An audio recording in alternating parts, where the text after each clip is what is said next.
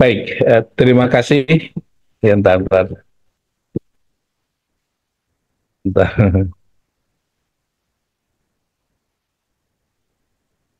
Sebentar sedikit lagi.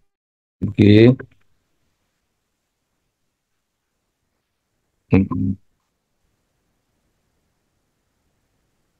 hmm, hmm,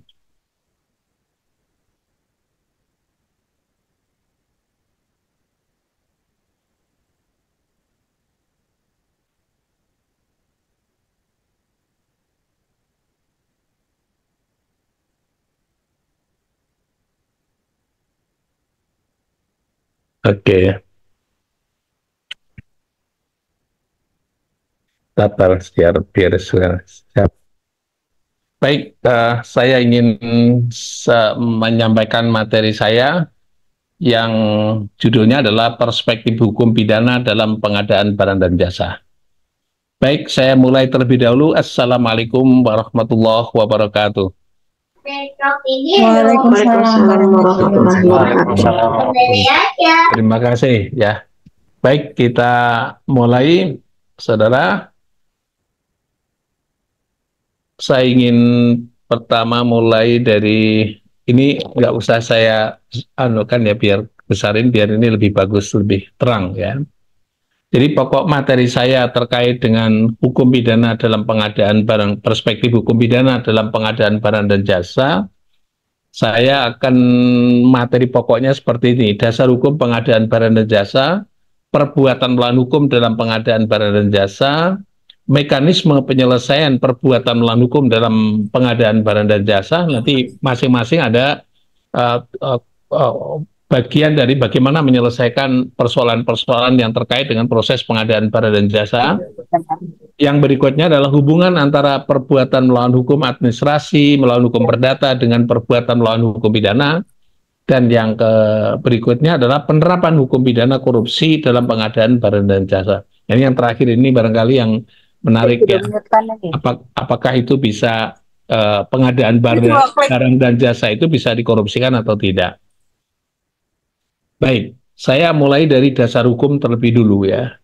Saya kira ini dasar hukum yang pada umumnya sudah diketahui semuanya, tetapi paling tidak saya ingin menekankan pada undang-undang yang mendasari dari pengadaan barang dan jasa, tapi di antara peraturan undang-undang itu ada dua hal di sini. Tentang peraturan presiden, dan satunya lagi yang paling penting dalam konteks ini adalah peraturan presiden nomor 54 tahun 2010 tentang pengadaan barang dan jasa beserta perubahannya. Nah, yang menjadi masalah hukumnya itu adalah apakah dasar hukum tentang peraturan presiden itu sudah cukup untuk mengatur tentang pengadaan barang dan jasa. Itu satu.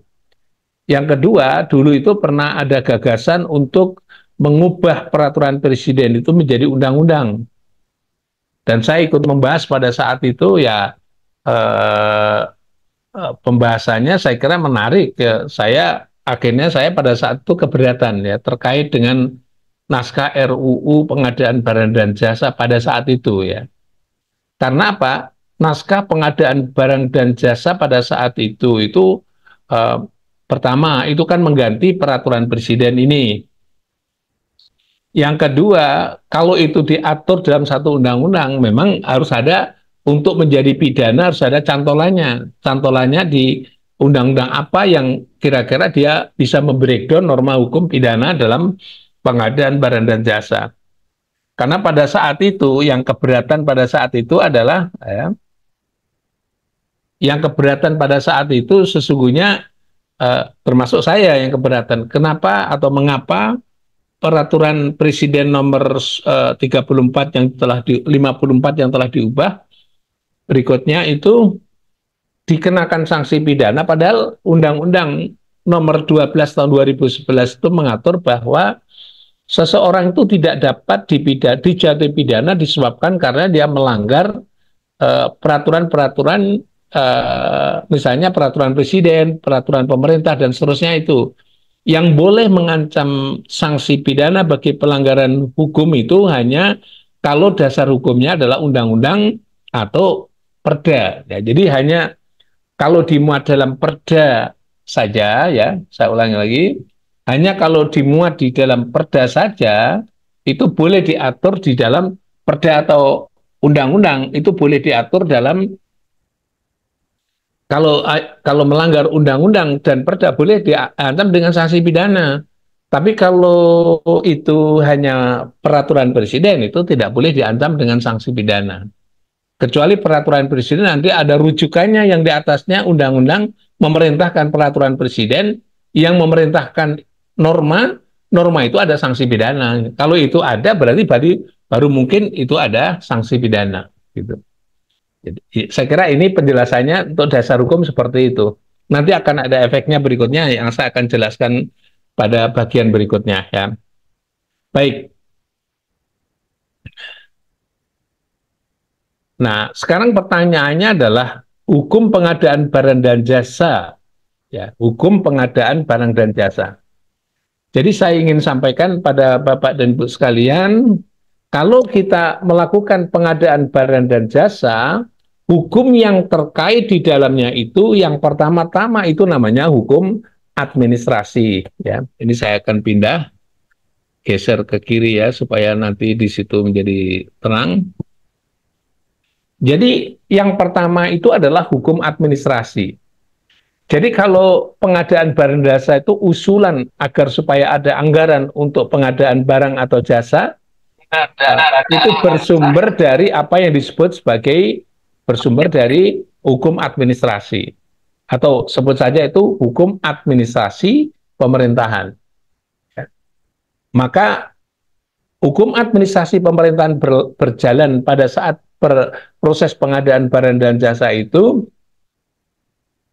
dimulai dari adanya mungkin usulan anggaran ya, mestinya usulan anggaran sampai proses pembahasan anggaran entah DPR atau DPRD sampai terakhir adalah putusan mengenai usulan anggaran sehingga berubah menjadi undang-undang.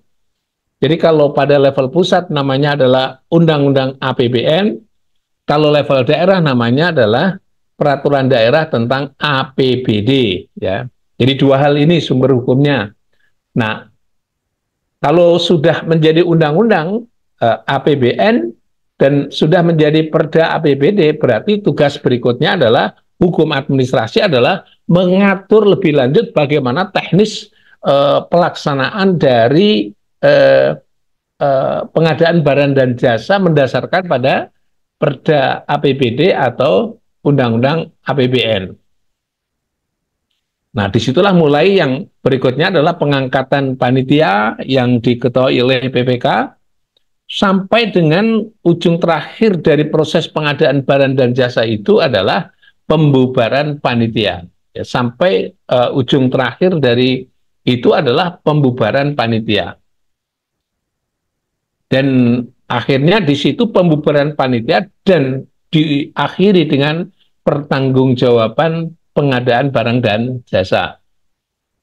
Jadi kalau itu sudah selesai, proses semua selesai, serah terima barang dari pihak pengadaan kepada penanggung jawabnya PPK dan PPK sudah menyerahkan resmi bahwa ini barang itu dicatat dalam dokumen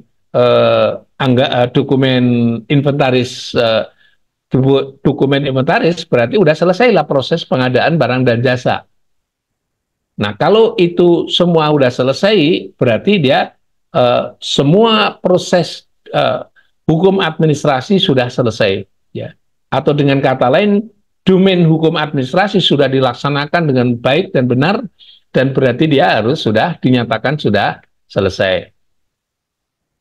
Oke, jadi ini prinsipnya di dalam hukum administrasi. Nah, pertanyaan hukumnya adalah bagaimana proses-proses itu dalam proses hukum administrasi tadi ada di dalamnya bagian tertentu yang sangat penting adalah pengaturan mengenai kontrak. Jadi kalau ada proses pembentukan panitia semuanya administrasi dan kemudian dibukalah lelang untuk pengadaan barang dan jasa, maka peserta lelang itu mendaftar kepada Pokja lelang, maka mulailah muncul di situ pendaftaran, dievaluasi, diproses dan seterusnya, dan akhirnya ditetapkan siapa yang menjadi pemenang lelang. Nah, pemenang lelang ditetapkan oleh pihak Pokja. Ya, kalau pemenang lelang ditetapkan sebagai pemenang lelang itu diseleksi administrasinya, semua dokumennya, dan kemudian ditetapkan oleh Pokja itu sebagai peserta lelang, itu dinyatakan salah satu di antaranya sebagai pemenang, maka berakhirlah hukum administrasi tahapan pertama. Berakhir tahapan pertama, maka pemenang lelang itu harus disahkan dia sebagai pemenang lelang pengadaan barang dan jasa. Nah, pada saat dia dinyatakan dia pemenang dan disahkan dia sebagai pemenang, maka mulailah muncul di situ harus melakukan namanya kontrak pengadaan barang dan jasa. Ya, saya ulangi lagi, masuk berikutnya hukumnya adalah kontrak pengadaan barang dan jasa. Kontrak pengadaan barang dan jasa ini adalah masuk domain hukum keperdataan, ya. Saya ulangi lagi, masuk domain hukum keperdataan yang diawali dari perbuatan persiapan kontrak, ya. Jadi kontrak itu tidak serta-merta begitu saja, tapi harus diawali dari proses persiapan kontrak. Persiapan kontrak itu artinya apa? Ya, melakukan persiapan, ya, mengumpulkan bahan-bahan, proyeknya apa, jenisnya apa, speknya apa, dan semua dipersiapkan semuanya. Jenis barangnya apa, speknya apa, dan itu sebagian di antaranya bisa diambil dari katalog yang sudah, katalog pengadaan barang dan jasa yang kira-kira bisa dilakukan masuk di sana. Dan kalau itu sudah selesai lengkap, barulah kemudian ada namanya tanda tangan pengadaan barang jasa. Ya. Mulai di situ mulai penandatanganan kontrak pengadaan barang dan jasa. Mulailah kalau sudah disepakati bersama dan kemudian mulai ditandatangani kontrak pengadaan barang dan jasa, itu artinya bahwa hubungan hukum kontrak antara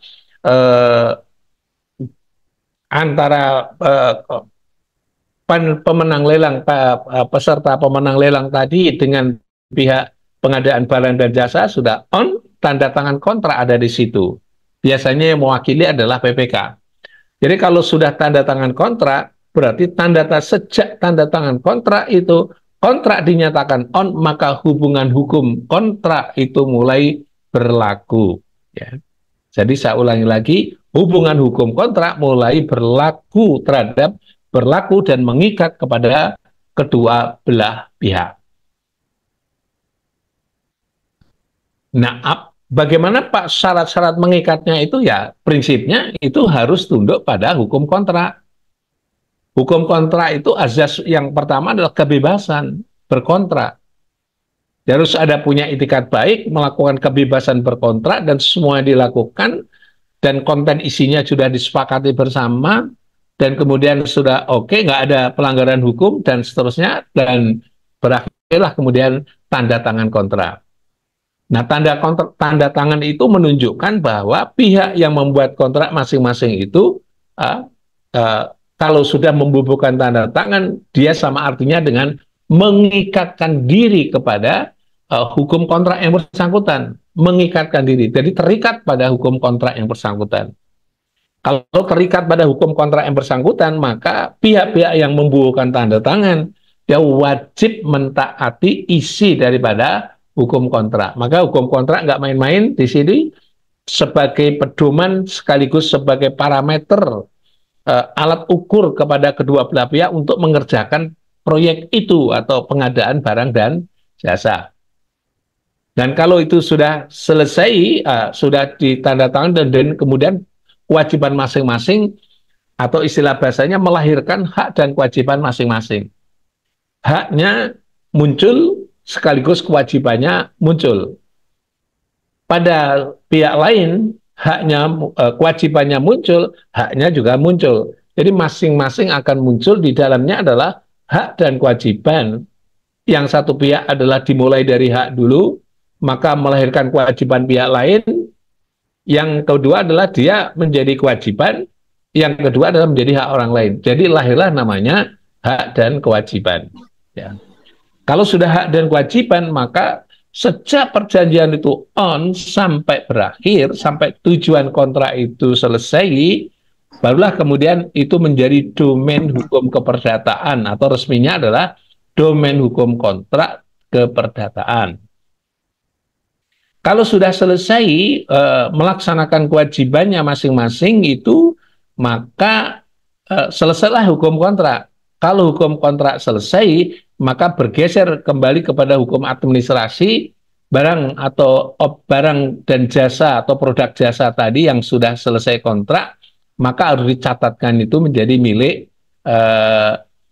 negara, atau sebut saja milik dari negara. Maka harus dilaporkan kepada negara, dalam hal ini Kementerian Keuangan. Dicatatkan dia, kalau itu kontrak barang dan jasa, barangnya itu harus dicatatkan dalam dokumen. Pengadaan barang dan jasa sudah diserahkan, sudah selesai. Jadi kalau sudah selesai berarti prinsip hukumnya sudah selesai. Ya, selesailah pengadaan barang dan jasa. Mungkin pertanyaan hukumnya, ini jadi awal dari apa perspektif hukum pidana. Pertanyaan hukumnya, Pak, apakah di dalam kontrak pengadaan barang dan jasa itu ada aturan hukum pidananya? Saya jawab sendiri ya. Apakah ada hukum pidananya? Saya jawab sendiri, tidak ada hukum pidananya. Itu murni, yang satu tadi hukum administrasi, hukum perdata, dan itu tidak ada pidananya. Saya ulang lagi, tidak ada pidananya karena dalam hukum kontrak itu tunduk pada hukum perdata, hukum kontrak keperdataan, maka semua hal yang terkait dengan kontrak diselesaikan berdasarkan hukum perdata atau hukum kontrak. Sehingga di dalam kontrak itu tidak ada sanksi pidana, yang ada jika terjadi perselisihan antara kedua belah pihak diselesaikan ke arah mana. Nah, ke arah mana itu diatur dalam hukum kontrak. Maka dalam hukum kontrak itu sudah mengatur tentang bagaimana cara penyelesaian hukum kontraknya itu. Jika kalau ada yang melanggar hukum kontrak, maka diselesaikan berdasarkan hukum kontrak. Tidak berdasarkan hukum pidana loh ya, saya ingatkan, tidak berdasarkan hukum pidana, tapi berdasarkan hukum kontrak. Saya kira saya harus menjelaskan seharusnya bagian itu aja lebih dahulu ya. Kalau itu sudah selesai, mungkin pertanyaan akan muncul, Pak, mungkinkah kalau sudah selesai hukum administrasi, mungkin nggak kalau sudah selesai hukum perdatanya, sudah serah terima akhir, sudah menjadi inventaris negara atau bidang atau dinas dan sebagainya, itu sudah selesai menjadi inventaris, apakah mungkin ada persoalan pidana? Pada prinsipnya itu tidak mungkin ada pidananya, asalkan kedua belah pihak itu mentaati hukum kontrak. Jadi semuanya sudah tidak ada pidananya kalau sudah selesai berdasarkan hukum kontrak. Kontrak selesai ya sudah selesai. Nah, menjadi masalah hukumnya adalah kalau sudah selesai, yang diduga tadi proses pengadaan barang juga sudah selesai, pengawasan sudah selesai, semuanya sudah selesai. Ternyata setelah selesailah kontrak diserahkan itu, ya, barang dan jasanya, produk barang dan jasa sudah diserahkan kepada negara. Ternyata setelah dievaluasi, diteliti, ada sesuatu yang cacat di dalamnya, kekurangan di dalamnya, tidak sesuai dengan speknya. Padahal itu sudah dinyatakan serah terima terakhir. Nah, menjadi pertanyaan hukumnya adalah bagaimana kalau terjadi setelah semua diserahkan semuanya, tidak lama kemudian diketahui bahwa proses pengadaan barang dan jasa itu melahirkan hasil yang pada saat diterima itu diketahui bahwa barang-barang itu tidak sesuai dengan speknya. Yang seharusnya sesuai dengan speknya, tapi diketahui dia tidak sesuai dengan speknya. Kalau tidak sesuai dengan speknya, berarti pengadaan barang dan jasa tadi, saya ulang lagi, dalam proses pengadaan barang saja ada masalah dong. Masalahnya apa? Masalahnya bisa hukum administrasi, masalahnya bisa hukum perdata. Satu.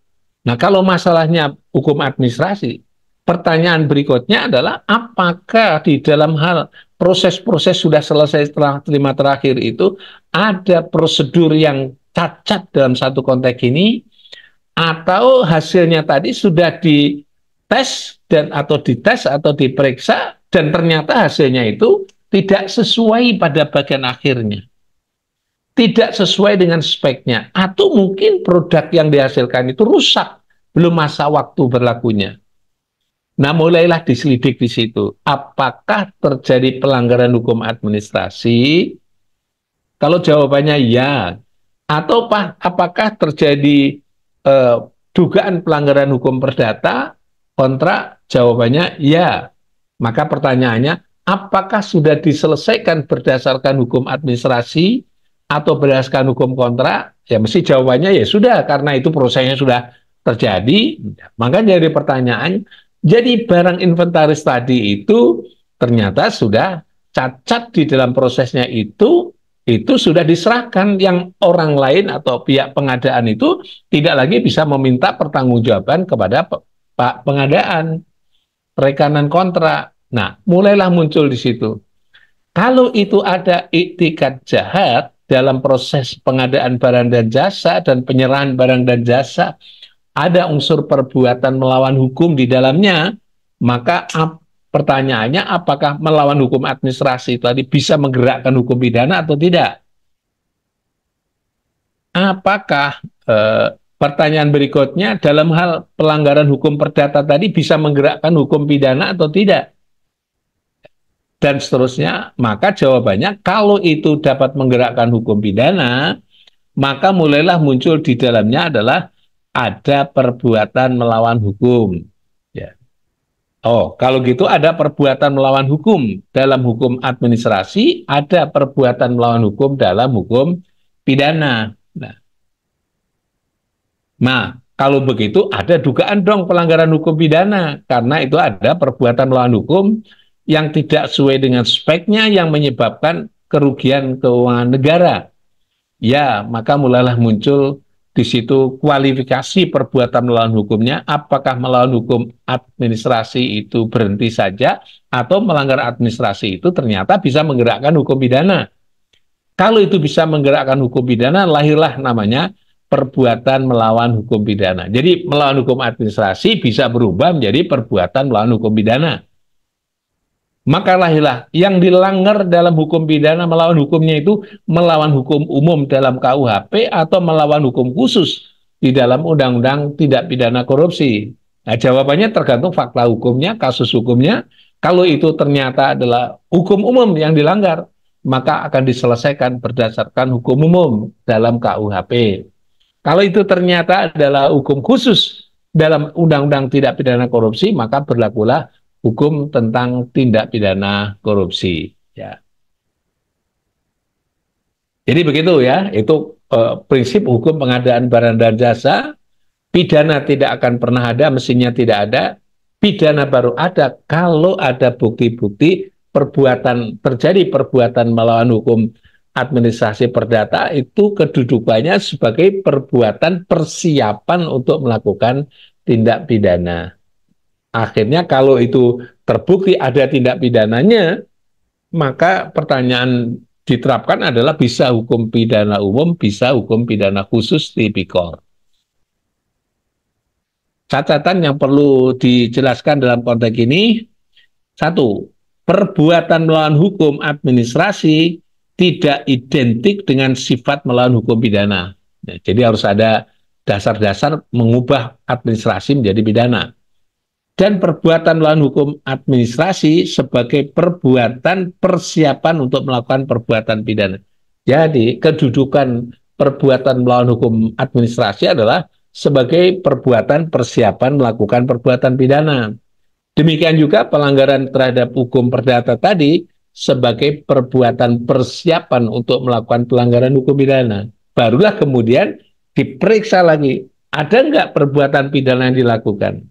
Itulah jawaban akhirnya. Kalau ada perbuatan pidana yang dilakukan, maka masuklah dia adalah sebagai hukum pidana. Ya. Jadi penjelasan kronologinya seperti itu, Bapak dan Ibu sekalian.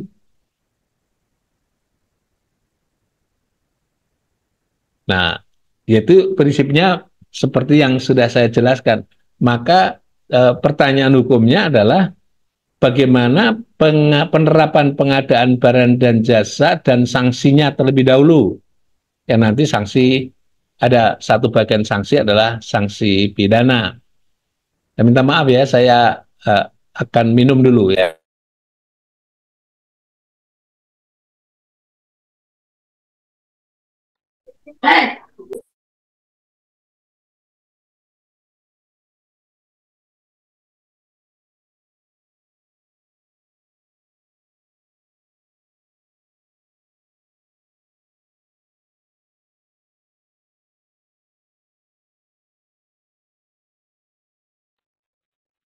Baik, kita lanjutkan.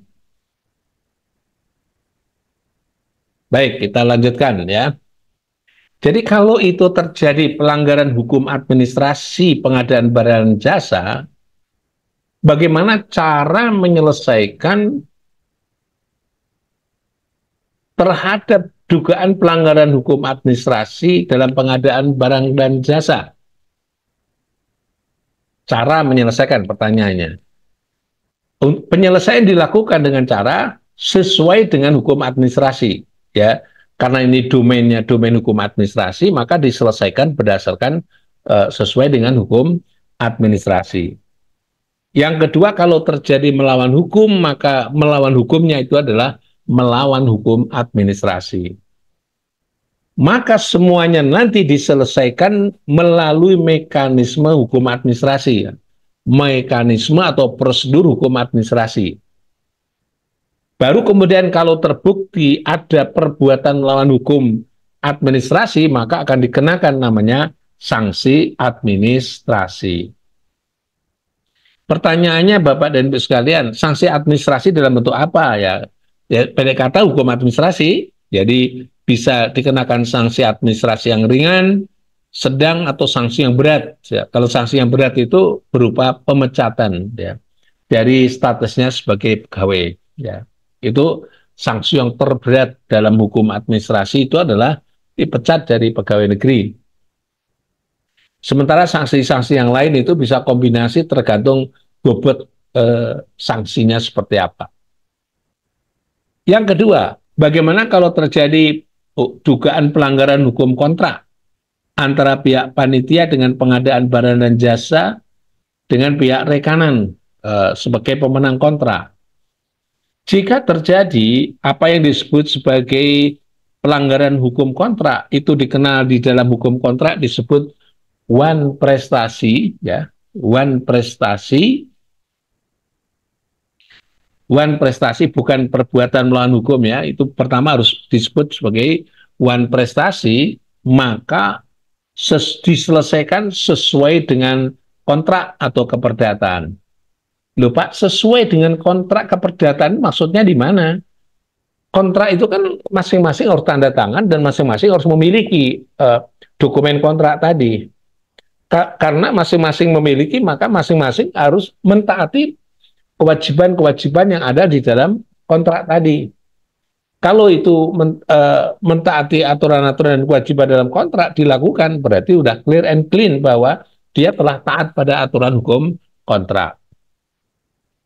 Maka Bapak dan Ibu sekalian, dia bagaimana cara menyelesaikannya kalau terjadi wan prestasi atau sebut saja kalau itu terjadi yang berhubungan dengan pelanggaran hukum kontrak. Nah, itu tergantung ya, karena hukum kontrak adalah undang-undang bagi kedua belah pihak, maka bunyi kontraknya seperti apa. Nah, orang yang tidak bisa memenuhi kewajiban dalam kontrak itu namanya orang itu mengalami wan prestasi, ya, wan prestasi. Apa artinya wan prestasi? Ya, kalau bahasanya wan prestasi itu melawan hukum kontrak atau tidak melaksanakan kewajiban dalam kontrak, tapi statusnya namanya wan prestasi. Wan prestasi artinya tidak melaksanakan prestasi atau kewajiban. Maka Jika itu salah satu pihak mengalami wan prestasi, maka diselesaikan melalui mekanisme hukum kontrak. Kontrak keperdataan ya. Jadi diselesaikan melalui mekanisme hukum kontrak. Hukum kontrak mekanismenya apa? Ya dibaca di dalam hukum kontrak itu. Misalnya, pertama dengan pendekatan perdamaian. Ini biasanya begitu. Pertama, hukum kontrak dilaksanakan kalau terjadi salah satu pihak mengalami wan prestasi itu diselesaikan berdasarkan perdamaian. Oke, damai terjadi ya sudah selesai. Bagaimana diselesaikan damai? Damai kalau itu tidak selesai dan gagal untuk damai, maka kesepakatannya diselesaikan melalui pengadilan. Lihat aja nanti isi dari kontrak itu. Kalau itu diselesaikan nggak jadi terus melalui pengadilan, maka berlakulah adalah harus ditempuh namanya gugatan di pengadilan terkait dengan salah satu pihak yang mengalami wan prestasi. Putusan pengadilan akan mengikat kepada kedua belah pihak. Jadi pengadilan yang menyelesaikannya. Kalau sudah selesai, selesai ya juga nggak menjadi masalah. Maka baru tahapan terakhir kalau itu sudah diselesaikan berdasarkan hukum keperdataan tadi atau hukum kontrak tadi, diselesaikan kalau pihak yang melakukan dinyatakan bersalah, dia melanggar kontrak, maka dikenakan sanksi denda. Nah, sanksi denda itu berdasarkan hukum kontrak yang dia buat sendiri. Maka oleh sebab itu sanksi hukum kontrak namanya sanksi berdasarkan hukum kontrak keperdataan tersebut ya. Jadi tergantung, misalnya karena dia telat membayar ya, telatnya berapa hari, hari itulah kemudian dihitung bahwa kontraknya tidak bisa dilaksanakan dengan secara tepat dan benar. Oke, dibayar sudah selesai dan selesai, urusannya selesai. Kesimpulannya apa? Terkait dua hal ini berarti sudah selesai lah urusan hukum kontraknya. Ya, kalau terjadi sengketa. Boleh nanya dulu boleh Prof atau nanti Prof? Satu lagi, satu chapter dulu ya. Jadi hukum pengadaan barang dan jasa tidak mengatur sanksi pidana. Ini yang penegasan saya. Hukum pengadaan barang dan jasa dalam bentuk peraturan presiden tidak mengatur sanksi pidana. Mengapa tidak sanksi pidana? Karena pengadaan barang jasa termasuk sebagai hukum administrasi dan hubungan hukum dalam pengadaan barang dan jasa antara penyedia barang dan jasa dengan pihak rekanan itu termasuk hukum perdata atau lebih tepatnya hukum kontrak. Yang berikutnya, penyelesaian melalui mekanisme hukum administrasi dan diselesaikan melalui hukum kontrak atau keperdataan. Peraturan Presiden nomor 54 itu telah tentang pengadaan barang dan jasa beserta perubahannya adalah masing-masing sudah ada ketentuan sanksi pidananya, sanksi administrasi, sanksi pidana. Apa maksudnya adalah berita perubahannya tidak mengatur sanksi pidana. Saya tegaskan bahwa dalam Perpres nomor 54 itu tuh tidak mengatur sanksi pidananya. Ya, silakan siapa yang mau bertanya terkait dengan penjelasan saya persilahkan. Ya. Baik Prof, mohon izin Prof, tapi slide yang terakhirnya Prof. Oh ya, lihatin balik lagi ya. Siap. 6 ya. Iya, pertama adalah nama saya Nasrullah dari Depok Prof. Nasrullah, Pak Nasrullah. Iya, jadi ini kalau saya melihat tadi kan sebenarnya kontrak pengadaan barang jasa itu antara pihak pertama dan pihak kedua itu Prof. Oh iya, siap. Pihak pertama adalah PPK, pihak kedua adalah penyedia barang jasa gitu ya, Prof. Ya, istilahnya pemenang lelang ya. Nah, tapi ketika ada masalah gitu kan, itu yang dituntut itu berupa misalkan kerugian negara gitu, Prof. Artinya sebenarnya yang dirugikan itu pihak pertama PPK. Nah, kan seperti itu dia masalahnya. Tapi yang dituntut itu dua-duanya akan dituntut merugikan negara gitu Prof. Itu Ya. pertama. Yang Hmm. kedua tadi Oke. ini Prof ya dalam prakteknya Hmm. yang ya saya juga pernah menjadi saksi dalam suatu masalah hukum tentang pengadaan barang jasa Ya. itu pasti akan dibawa ke sanksi pidana Prof. Hal ini kalau di keterangan Prof ini eh, apa dalam pengadaan barang jasa itu tidak ya ini apa ke pidana tapi Ke semua pidana itu ya. ketika ada masalah ya malah seolah ya kalau di istilahnya dikriminalisasi pasti harus ada yang kena gitu Prof. Hmm. Apalagi kalau ya memang kenyataannya di lapangan memang ya namanya pimpinan kementerian atau apa itu pasti akan diserang dan pasti akan menjadi target gitu kalau kalau walaupun saya nggak tahu, tapi intinya ketika diperiksa itu memang saya sebagai saksi itu memang kayak diarahkan harus ada gitu ada sangkanya itu kalau apalagi kalau yang tersangkanya calonnya itu tentang ya itu pimpinan itu dikejar-kejar oleh aparat itu Prof. Nah itu bagaimana dengan ini Prof penjelasan Prof yang tadi di bawah ini serta tadi yang pertama saya Ya. pihak itu yang dirugikan negara tapi padahal pihak yang satu dua itu yang misalkan dirugikan PPK itu tetap ikut dianggap merugikan gitu Prof. Terima kasih Prof. Hmm. Ya, siap. Saya ke uang negara ya. Baik, Pak. Saya jelaskan konstruksi berpikirnya, Pak. Tadi sudah saya sampaikan bahwa prinsipnya di dalam pengadaan barang dan jasa itu tidak boleh dikenakan sanksi pidana, ya. Dan kalau sudah kontrak on, begitu Pak. Jadi kalau kontrak itu mestinya diselesaikan berdasarkan hukum kontrak.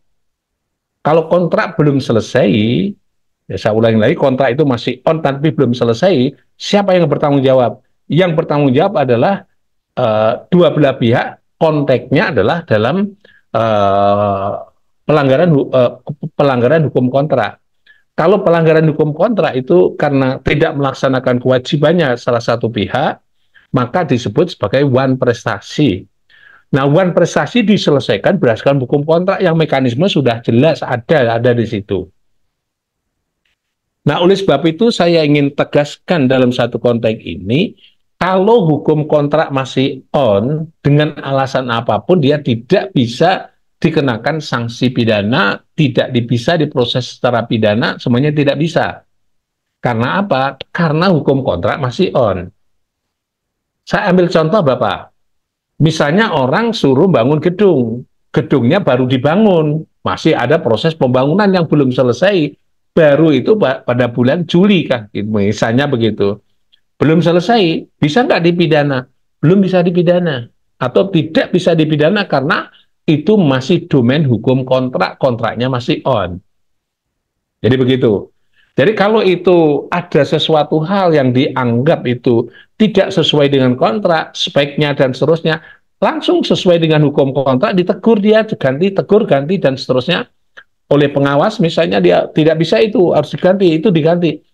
Itu masih semuanya masih dalam konteks hukum kontrak. Maka semuanya diselesaikan berdasarkan hukum kontrak. Nah, oleh sebab itu pertanyaannya adalah kalau masih on seperti itu bisa nggak PPK atau pemenang lelang itu harus dimintai pertanggungjawaban? Tidak bisa karena prosesnya belum berakhir. Istilahnya bahasa itu bisa diselesaikan dengan cara-cara hukum kontrak. Misalnya tadi suruh perbaiki, suruh ganti atau apa kalau itu tidak cocok speknya. Nah, pertanyaan yang kedua adalah asumsinya tadi kalau saya menangkap Bapak bertanya adalah bagaimana kalau itu sudah selesai semuanya dan kalau sudah selesai semuanya ternyata diduga di dalamnya ada sebut saja indikasi-indikasi hasilnya itu ternyata tidak sesuai dengan speknya. Siapa yang harus bertanggung jawab secara hukum perdata? Ini hukum perdata dulu ya, hukum kontrak. Jadi hukum kontrak. Tinggal dicek aja di situ bahwa yang menyebabkan tidak sesuai dengan spek itu dari mana? Atau berasal dari kewenangan siapa? Mulailah dilakukan pemeriksaan jika kewenangan itu muncul tidak sesuai dengan speknya itu karena pengawas menandatangani objek yang diawasi bahwa itu seolah-olah sesuai dengan speknya, Padahal faktanya dia tidak sesuai dengan speknya, tetap tanda tangan mengenai hal itu, ya, tetap tanda tangan mengenai hal itu, maka pihak pengawas bertanggung jawab terhadap serah terima dari barang yang sedang diproses tadi itu diterima. Padahal itu tidak sesuai dengan speknya. Maka pengawas bertanggung jawab terhadap kewenangannya yang dia melakukan pengawasan yang tidak sesuai dengan objek yang diawasi dengan standar pengawasan.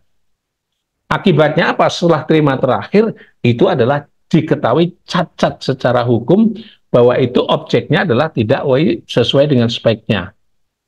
Nah, atas contoh yang saya sampaikan ini, Bapak, nah, mulailah muncul di situ. Siapa yang tidak ini? Oh, dia adalah pengawas yang mau menerima, ya, mungkin dengan cara-cara tertentu dia menerima dan menerimanya itu tidak sesuai dengan speknya, maka tindakan menerima itu adalah melawan hukum.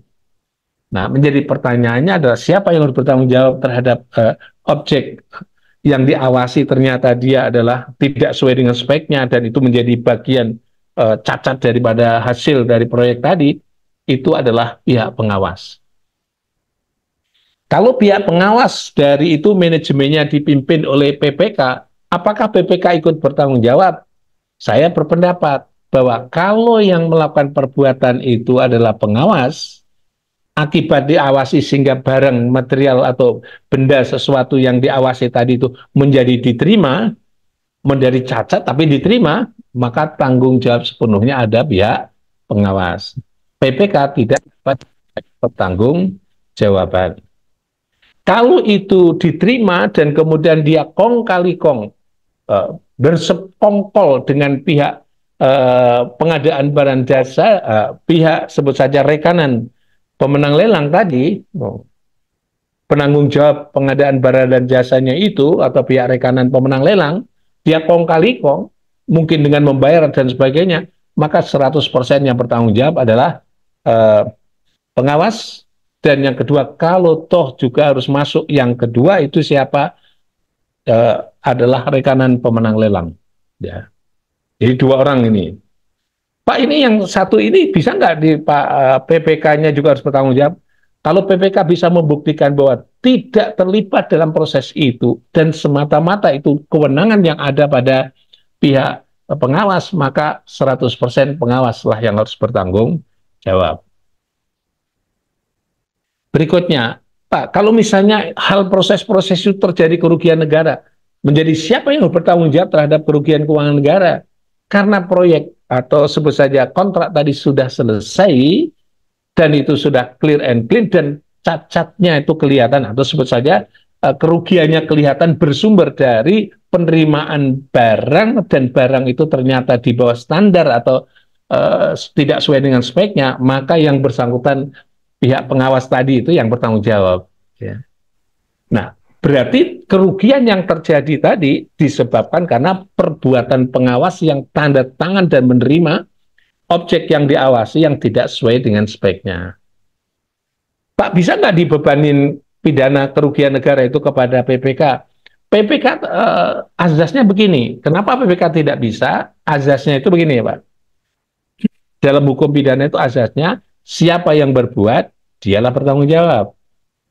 Jadi, siapa yang berbuat, dialah yang bertanggung jawab. Satu, ya.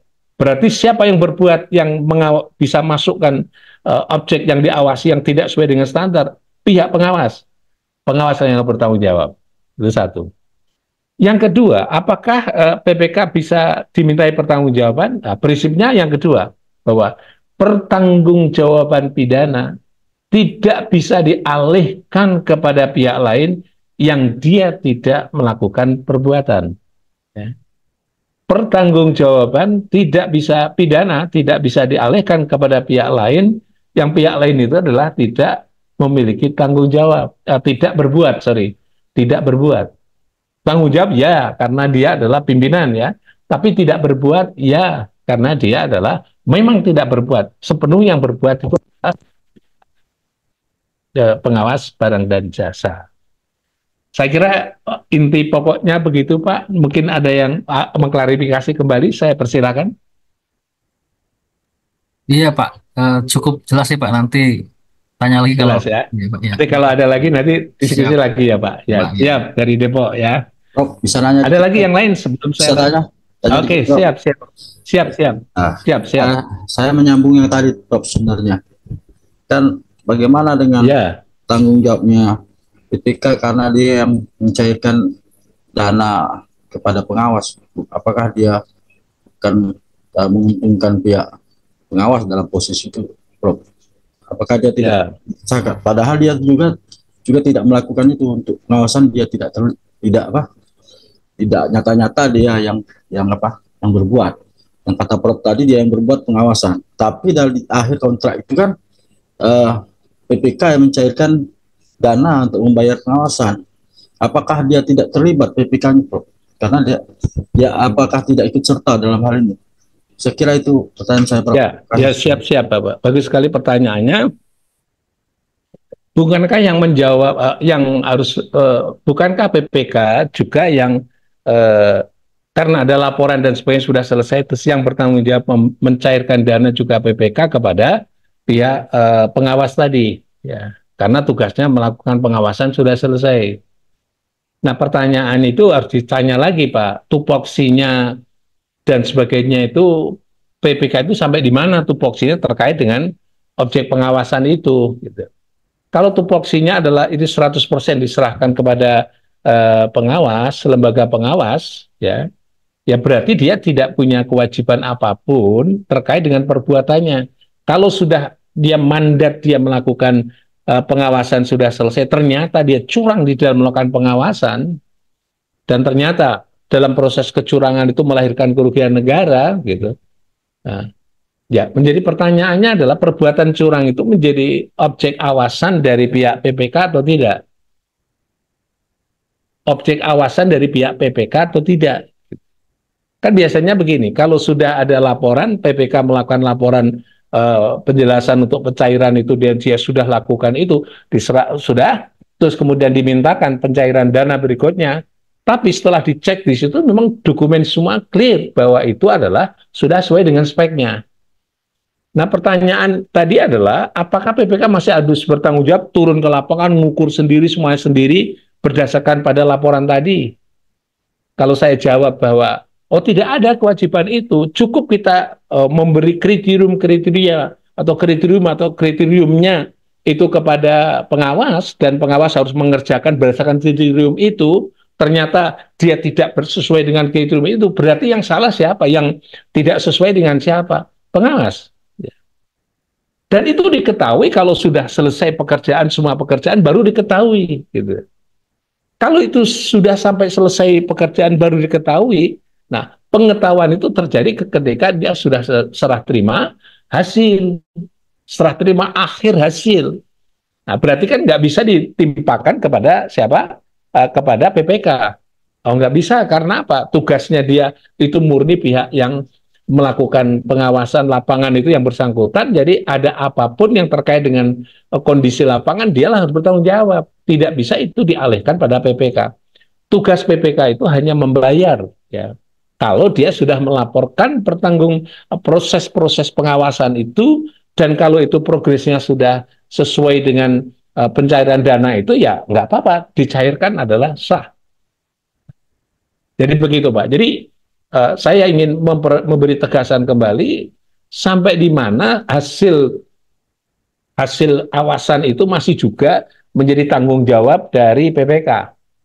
Kalau saya berpendapat, kalau sudah dikontrakkan, sudah perjanjian dengan pihak pengawas itu, lembaga pengawas sudah selesai, asumsi dasarnya adalah pengawas itu telah bertindak secara benar, sesuai dengan objek yang diawasi adalah sudah selesai, maka pihak PPK mencairkan, tidak bisa dikatakan kalau tadi turut serta dalam melakukan pengawasan atau turut serta di dalam melakukan perbuatan yang bukan akibat kerugian, itu tidak bisa Pak, karena niatnya yang satu itu adalah uh, yang pengawas itu adalah memang niatnya tidak bagus menerima pengawasan, ya menerimanya, sementara PPK niatnya baik, kepercayaan yang diberikan kepadanya.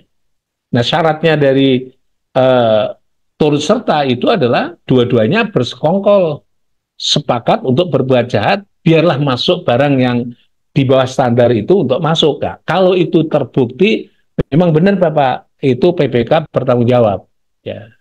Tapi kalau bisa dibuktikan bahwa PPK telah memberi standar-standar itu, dan itu standar berdasarkan laporan itu sudah ditaati, ya berarti PPK harus dipandang dia tidak berbuat, tidak bisa ikut bertanggung jawab terkait dengan objek yang diawasi, meskipun dia adalah yang secara prosedural administratif dia yang mencairkan, menyetujui untuk dicarikan dana. Begitu Bapak. Jadi batas-batas itu harus jelas gitu, dalam konteks ini. Sedikit lagi, Prof. Ya. Untuk pengamanan, kadang-kadang hukum ini kan haur kalau saya, kadang-kadang susah kita ininya kan pengertian. Ya, gimana kalau di dalam dokumennya itu, di dalam dokumen sebelum ditandatangani, ya kan, untuk membatasi itu kita tambahkan pasal tertentu lah, bahwa pengawas ini penugasan 100% di bawah pengawasan semua, seperti itu, sehingga PPK itu kan dia juga tidak bisa yang seperti Profesor bilang tadi harus ke lapangan segala macam itu kan. Nah, apakah boleh penambahan pasal itu dok di dalam pasal penandatangan kontrak? Gimana dok? Kontrak dengan pengawas ya, bisa Pak. Yang penting satu Pak, yang penting yang pertama harus ada standar objek yang diawasi itu seperti apa. Jadi itu penting ada standarnya itu Pak. Jadi kalau objek pengawasan itu nggak ada parameter standarnya, kan nanti biasanya kalau terima itu ya ntar dulu, ini sudah benar dan sebagainya, itu harus ada dilakukan terakhirnya seperti itu. Tapi syaratnya juga harus ada atas standarnya pengawasan terkait barang yang sedang diadakan itu, sini loh, nanti harus speknya ini, sebagainya ini. Kalau dia sudah selesai menandatangan itu, dicek semua ini sudah benar, paraf atau tanda tangan udah clear, ya menurut saya udah selesai. Tapi kalau misalnya disclaimer yang di bagian akhir dalam objek pengawasan yang Bapak sampaikan tadi, pengawasan yang kami lakukan ini sudah benar dan pengawas bertanggung jawab terhadap segala hal yang terkait dengan objek yang diawasi ini, dia tanda tangan, juga enggak apa-apa Pak. Itu malah menguatkan kita atau menguatkan PPK berhubungan dengan kemungkinan terjadi hal-hal yang tidak diinginkan. Kalau saya berpendapat itu bagusnya ya seperti itu. Jadi ada disclaimer-nya di situ, Pak. Jadi kalau Bapak memasukkan disclaimer seperti itu, mereka tanda tangan, cap, semuanya udah selesai, berarti kalau ada apa-apa, tanya sama pengawas. Oh, kalau kadang-kadang penegak hukum akan minta gitu ya, yang saya ketahui penyidik itu minta, kamu kan yang bertanggung jawab semuanya. Oh tidak, makanya kalau tanda tangan kontrak kepada pihak pengawas itu harus jelas bahwa ini yang tugas ini kami mintakan kepada pengawasan secara profesional gitu. Maka disclaimer tadi menjadi penting. Dengan cara itulah menurut pendapat saya itu bisa memberi perlindungan terhadap PPK, tidak semuanya harus bertanggung jawab semuanya. Karena itu ya percuma aja kalau misalnya harus ada pertanggungjawaban lagi, periksa lagi ke lapangan misalnya gitu. Ya istilah bahasanya, ya kalau periksa lapangan lagi ya buat apa ada pengawas dong. Ya, jadi itu kan nggak mungkin pakai logikanya hukum ya. Saya kira kalau itu nggak mampu dilakukan sendiri, boleh secara hukum dalam aturan itu boleh meminta jasa orang lain untuk melakukan pengawasan. Tapi saya setuju Pak, jadi kalau diklirkan nanti di bawah di dalamnya disclaimer-nya dimuat, dan disclaimer-nya juga dimuat dalam hasilnya. Kami telah lakukan secara benar sesuai dengan standar yang berlaku dalam pengawasan dalam proyek ini, dan jika terjadi hal ini kami bertanggung jawab gitu ya. Itu malah lebih bagus Bapak. Terima kasih Bapak. Itu Prof. Kalau untuk kontrak-kontrak yang lain boleh dok ya, penambahan pasal seperti itu dok ya? Itu Prof ya? Boleh. Oh siap, makasih Prof. Jadi prinsipnya begini Pak, kontrak itu kan itu perjanjian dibuat oleh kedua belah pihak. Buatlah, kalau Bapak PPK misalnya itu, buatlah rasa aman dalam proses itu seperti apa. Masukkan semuanya. Kalau Bapak sebagai pengusaha misalnya, sebagai pemenang lelang, buatlah sedetail mungkin yang bisa melindungi pihak yang bersangkutan. Jadi istilah bahasanya, dalam membuat kontrak itu harus detail dan itu sama-sama memberi rasa aman kedua belah pihak begitu. Ya. Ya, makasih Prof. Iya, siap Bapak. Izin Prof. Iya, silakan. Makasih. Saya dari Kabupaten Deli Serdang, Prof. Deli Serdang, Ya, siap. iya, dari Ya. Sumatera Utara. Ini saya mau bertanya kepada Profesor tentang kewenangan lembaga peradilan, Profesor. Ya, lembaga Jadi, peradilan. iya. Jadi pernah kami istilahnya digugat oleh penyedia masih dalam proses pemilihan penyedia, Prof. Jadi di situ dalam proses pemilihan penyedia ini kan masih adanya administrasi dong. Benar, ya. Tapi kami digugat ke pengadilan negeri. Jadi maksud saya mau bertanya, apakah administrasi ini masuk PT UN kah? Apa masuk ranahnya, wewenangnya ke pengadilan negeri? Karena gugatan kami itu di pengadilan negeri diterima, Prof. Ya. Itu yang pertama. Ya. Maksudnya diterima, maksudnya sampai dipersidangkan lah gitu, dipersidangkan. Yang kedua tentang kewenangan kerugian negara, Prof. Itu kewenangan kerugian negara itu lembaga apa yang istilahnya yang berwenang? Karena pernah juga saya baca di media kewenangan dari ibaratnya dari APH menghitung kerugian negara itu dari akuntan publik. Sementara yang saya ketahui yang berwenang menghitung kerugian negara itu ada lembaga seperti BPK ataupun BPKP ataupun inspektorat. Mungkin itu yang saya pertanyakan kepada Profesor. Kira-kira mohon penjelasannya. Terima kasih. Siap, Pak.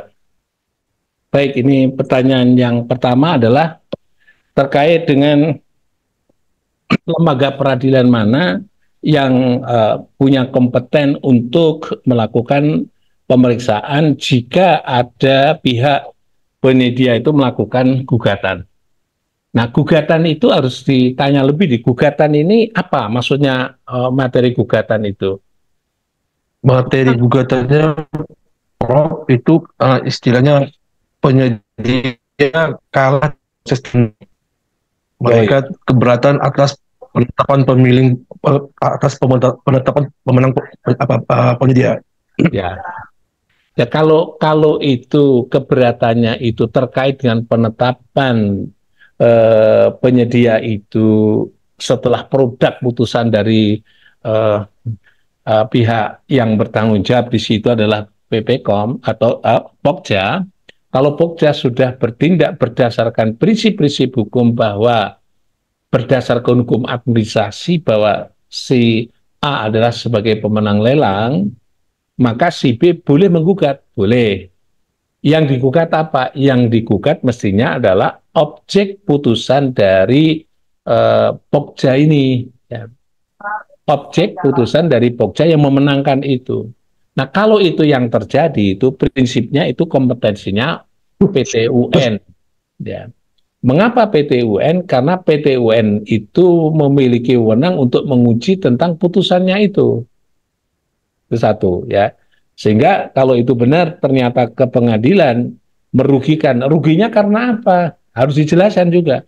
Kalau yang satu itu memenuhi syarat-syarat formil materialnya sudah memenuhi syarat dan dinyatakan pemenang lebih lengkap daripada yang lain, ya kan itu kalau sudah ditetapkan DOC sebagai pemenang, objek gugatan terhadap putusan itu adalah wewenang PT UN, bukan pada wewenang pengadilan. Maka masih tanda tanya tadi, ini mengapa dia menggugatnya ke pengadilan dan yang digugat itu apa? Ya. Kalau yang digugat misalnya itu terkait dengan putusan, diduga dia melawan hukum, masuknya adalah petun, ya, bukan pada pengadilan negeri. Ya. Nah, ini yang saya belum membahas mendetailnya, mestinya kami juga harus misalnya kalau tahu gitu, ini materinya itu masuk petun atau PN. Nah, maka lihat itu permohonan gugatan dan mungkin kalau sudah diputus ya putusannya seperti apa yang terkait dengan permohonannya itu. Kalau permohonan itu murni dia terkait dengan petun, putusan pengadilan, putusan Pokja itu, ya itu adalah harus ke petun. Tapi sebelum ke petun kan itu Pokja itu bisa komplain kepada, maaf, pihak rekanan penyedia jasa itu bisa komplain kepada uh, uh, Pokja, secara resmi bisa melakukan komplain terhadap itu putusannya itu. Tapi kalau jawabannya nggak bisa memuaskan, komplain itu digeser ke Pengadilan Tata Usaha Negara. Jadi mungkin saya agak bingung, kenapa pengadilan itu menerima ini? Pertanyaannya, saya belum membaca pokok materinya apa, mungkin barangkali kalau membaca pokok materinya saya bisa komen lebih lanjut. Ya. Tapi prinsip dasar seperti tadi yang saya sampaikan itu, Bapak. Yang kedua adalah kerugian negara itu menjadi kompetensi siapa yang memiliki kewenangan untuk menghitung. Ya. Ini sesungguhnya perkembangan hukumnya sangat panjang, ya panjang sekali gitu ya. Ya kalau disimpulkan, saya berjuang untuk ini itu udah lama sekali Pak, tahun 2004 ya. Saya menjelaskan bahwa yang kompeten menghitung itu adalah BPK RI. Itu baru terjawab itu dengan surat edaran Mahkamah Agung nomor 4 tahun 2016 gitu. Itu baru terjawab secara dalam bentuk surat edaran. Kalau jawaban akademik saya sebagai kajian terhadap siapa yang berkompeten itu, sederhana aja, BPK RI. Ya, sekarang saya akan terangkan. Mungkin nanti kalau ada tulisan saya bisa dibaca di naskah ini. Jadi intinya begini Pak, Erwas itu dan juga BPKP itu memiliki wewenang untuk melakukan namanya audit dalam bentuk audit pengawasan. Produk audit yang dilakukan dalam rangka untuk perbaikan kinerja. Ini Erwas sama BPKP. Jadi dia audit internal yang fungsinya dalam rangka audit itu untuk kepentingan perbaikan kinerja. Bukan yang lain-lain, hanya perbaikan kinerja. Jadi produk yang dihasilkan adalah agar supaya lebih bagus daripada sebelumnya. Agar lebih sistematis bisa dipertanggungjawabkan laporan pertanggungjawaban penggunaan anggaran itu, maka perbaikan kinerja.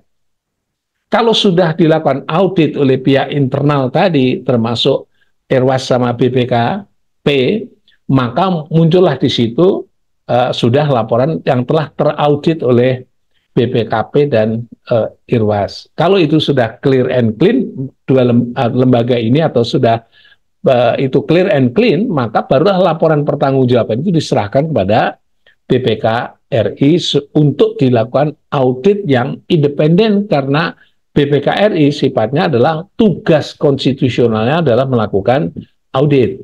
Ya, ini saya kira couplingnya sudah jelas ya. Jadi kalau begitu, kalau laporan pertanggungjawaban penggunaan keuangan negara itu adalah kalau diserahkan kepada BPK, maka BPK lah yang berkompeten untuk melakukan audit. Yang kedua saya ingin jelaskan, bagaimana audit BPK.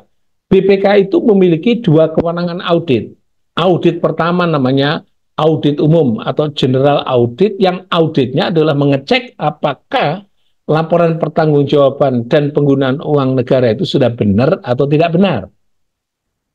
Jadi kalau sudah benar ya sudah dinyatakan sudah tidak ada masalah gitu. Tapi kalau dia melakukan audit terkait dengan laporan umum laporan pertanggungjawaban itu dengan audit umum, ternyata ada dugaan terjadinya kerugian keuangan negara. Ya, satu jawabannya adalah BPK akan menulis di situ terjadi maladministrasi yang salah dalam menghitung kerugian, salah dalam menghitung keuangan negara. Maka rekomendasi adalah perbaiki dan hitung kembali. Yang kedua, misalnya ada maladministrasi, akibatnya apa? Salah kelebihan membayar. Perbaiki, kembalikan kelebihan membayar.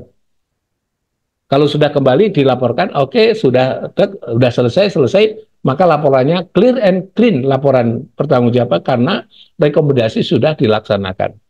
Mungkin yang ketiga adalah kalau terjadi maladministrasi, timbullah kerugian keuangan negara. Tetapi timbulnya kerugian negara semata-mata karena maladministrasi.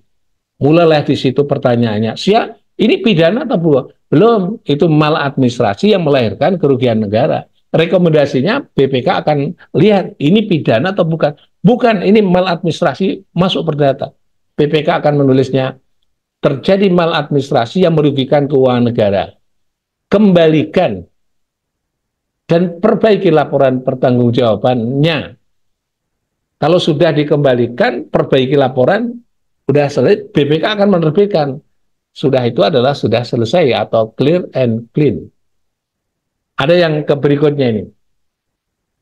Yang berikutnya ini BPK menuliskan maladministrasi. Terjadi kerugian negara. Tapi kerugian negara dan maladministrasi sebagai perbuatan melawan hukum dalam hukum administrasi laporan pertanggungjawaban keuangan negara. Penggunaan keuangan negara. Maka laporan maladministrasi perbuatan ini diduga sebagai perbuatan melawan hukum dalam hukum pidana. Kalau itu diduga sebagai perbuatan melawan hukum pidana, mulai muncul jawabannya bahwa ini diduga terjadi tindak pidana. Nah, barulah kalau ada laporan seperti itu, laporan hasilnya di samping diserahkan kepada lembaga yang bersangkutan, tembusannya kepada APH, aparat penegak hukum. Kalau APH dia menyatakan bahwa tidak terjadi perbuatan pidana, ya perkara akan diurus lagi oleh BPK untuk diklarifikasi kembali. Kalau benar tidak terjadi pidana, ya sudah selesai, clear and clean. Tapi kalau dugaan terjadinya tidak pidana itu oleh APH dinyatakan benar telah terjadi dugaan terjadi tidak pidana yang merugikan keuangan negara, maka APH wajib untuk meminta kepada BPK RI untuk melakukan audit investigatif pro justisia. Audit investigatif atau audit khusus yang bersifat investigatif pro justisia dalam rangka untuk pembuktian perkara tidak pidana korupsi. Nah, di dalam audit investigasi tadi, BPK akan bersifat objektif. Ya, maksudnya objektif itu melakukan audit secara objektif. Maka istilahnya audit investigatif pro justisia, bukan audit kerugian negara ya. Saya ulangi lagi, bukan audit kerugian keuangan negara. Audit investigatif adalah audit yang hasilnya negara bisa untung, negara bisa rugi. Kalau tadi perspektifnya awal diduga itu adalah negara rugi, ternyata setelah diperiksa ulang negara untung, maka akan membuat laporan pertanggungjawaban melakukan audit tadi bahwa negara tidak dirugikan sebagaimana dugaan tadi, ternyata negara diuntungkan dengan bukti 1, 2, 3, 4. Sudah selesai. Berarti dia tak ada perbuatan pidana.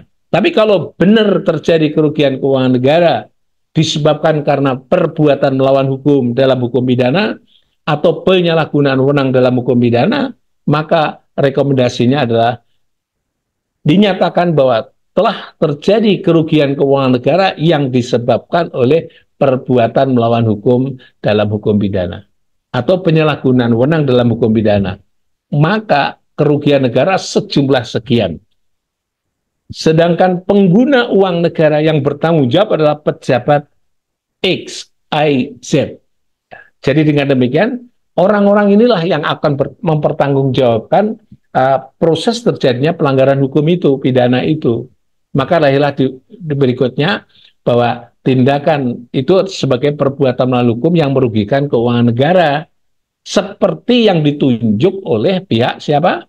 Yang ditunjuk oleh pihak auditor dari BPK RI. Itulah gambarannya bahwa kerugian keuangan negara komposisi lengkapnya seperti itu.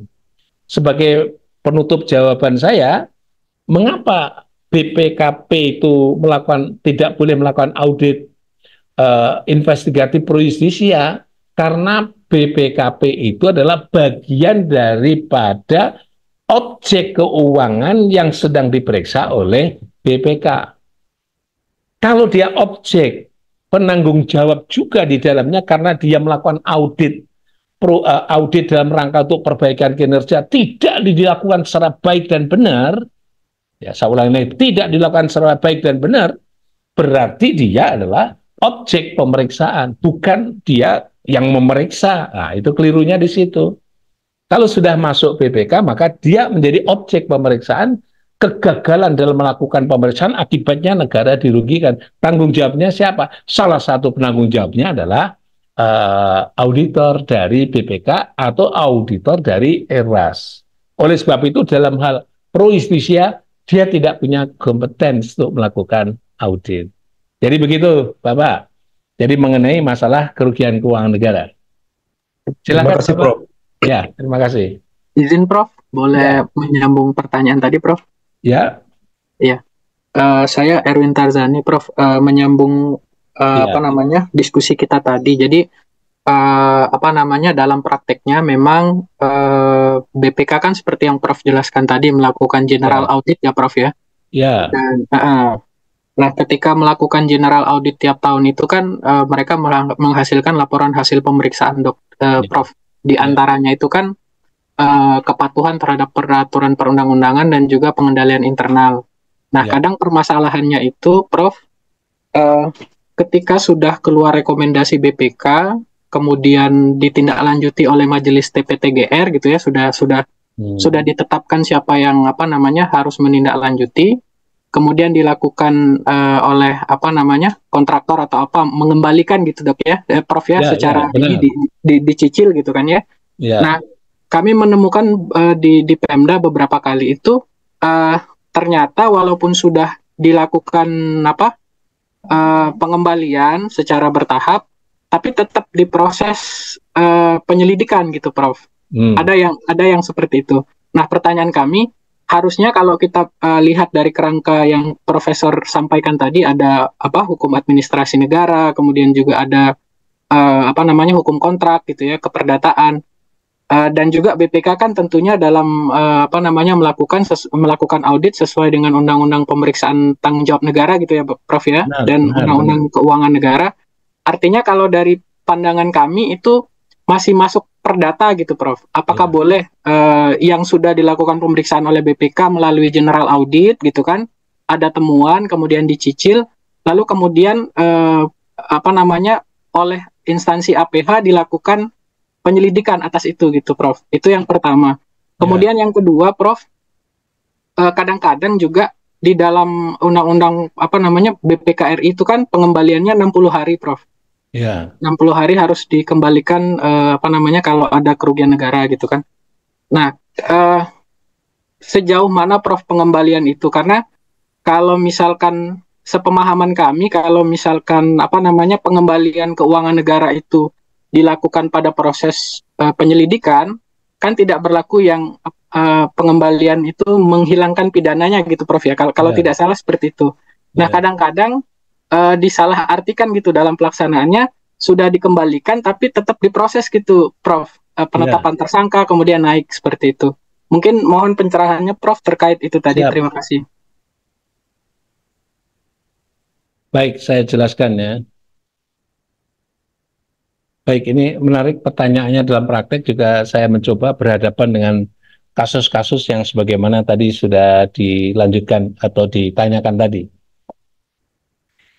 Jadi mungkin pertanyaan pokok intinya adalah kalau BPKRI, tadi sudah audit dulu, terus dari audit itu BPK rekomendasikan dan hasilnya pejabat XYZ bertanggung jawab, maka kerugian harus dipulihkan oleh pejabat yang bersangkutan. Kalau dari BPK biasanya pejabatnya langsung ditunjuk ya. Kalau sudah dikembalikan bagaimana? Apakah itu orang itu bisa diproses lebih lanjut atau tidak? Saya ingin sampaikan bahwa kalau rekomendasikan kepada pejabat pengguna keuangan negara ya, maka hukumnya adalah wajib untuk dilaksanakan. Wajib dilaksanakan. Pak, kalau nggak dilaksanakan bagaimana? Kalau tidak laksanakan, maka orang yang tidak melaksanakan rekomendasi dari BPK RI itu orang itu bisa dihukum bisa 2 tahun, ya. Setahun atau 2 tahun itu bisa dihukum karena istilah bahasa saya membangkang dari rekomendasi BPK RI atau tidak melaksanakan rekomendasi dari BPK-RI. Itu bukan pada yang lain loh, pasal yang membangkang tadi pasalnya sendiri gitu. Jadi bukan pada korupsi, bukan membangkang tadi. Tapi karena bisa dihukum karena pembangkangan itu. Jadi kalau kalau tidak melaksanakan berarti membangkang, dihukum karena pembangkangannya. Tapi kalau pejabat yang bersangkutan melaksanakan kewajibannya sebagai rekomendasi dari BPK-RI tadi, maka itu melaksanakan kewajiban. Artinya apa? Kalau orang sudah melaksanakan kewajiban dan menutup pulihan kerugian keuangan negara dari maladministrasi tadi, maka harus dilaporkan kembali kepada BPK bahwa minta keterangan bahwa yang bersangkutan ini telah melaksanakan rekomendasi BPK-RI. Maka BPK kita tunggu harus menerbitkan, kita akan minta diterbitkan namanya clear and clean. Ya, clear and clean, laporan pertanggungjawaban. Jadi oleh BPK akan terbit nanti itu laporan pertanggungjawaban pada ini tadi berdasarkan hasil rekomendasi sudah dilaksanakan dan seterusnya. Maka sekarang tidak ada lagi kerugian keuangan negara, clear and clean, udah disimpan di situ. Nah kalau itu sudah terjadi berarti plus perkara itu menjadi urusan BPK sudah selesai. Nah persoalannya hari bagaimana Pak ini? Kalau saya mengatakan hari itu ruang bijaksana ya. Kalau orang misalnya kerugiannya banyak sekali itu nggak bisa 60 hari, bisa digeser. Digesernya dalam bentuk apa? Saya menganjurkan pada saat itu adalah bikin aja perjanjian keperdataan. Akan diangsur gajinya itu berapa kali? Gitu. Mungkin lebih dari 60 hari. Tapi kalau lebih 60 hari itu prinsipnya adalah ada perjanjiannya sudah ada gitu. Jangan lupa Pak, ini perjanjiannya keperdataan gitu. Potong gaji, surat kuasa potong gaji dan seterusnya sampai kira-kira gajinya itu layak untuk dimakan, sudah cukup gitu, baru sisanya dipakai untuk membayar gitu. Tapi jangan sampai gajinya diambil semuanya. Dia masih berbuat korupsi dong kalau gitu, nyari-nyari tambahan lagi kan bisa korupsi. Tapi prinsipnya yang layak pada umumnya kalau itu dipotong berapa untuk membayar kewajibannya tadi, barulah kemudian melewat 60 hari nggak menjadi masalah. Maka hitungannya adalah, tadi saya ulangi lagi, hitungannya dibayar tapi belum lunas dengan cara mengangsur. Nah, mengangsur ini itu namanya itikat baik. Kalau nggak mau sama sekali, itikat buruk dia. Apalagi menghilang, itu itikat jahat dia.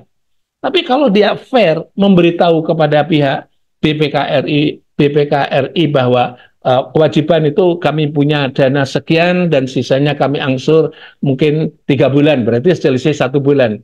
Nggak apa-apa, laporin aja bahwa kami angsur berdasarkan surat kuasa potong gaji sejumlah sekian, berarti lama 90 hari, berarti kewajiban 60 hari tadi bisa ditoleransi 1 bulan lagi untuk bisa gajinya bisa dimakan cukup gitu, tapi kewajibannya sudah dipenuhi. Nah ini pejabat atasannya ini itu namanya ruang bijaksana. Ya, ruang bijaksana bagi atasan untuk memberi kesempatan untuk melakukan namanya teknik angsuran tadi. Nah kalau bahasa hukum keuangan itu, kalau masih ada dilaporkan lagi kepada BPK, kan ada tagihan masih 1 bulan gitu.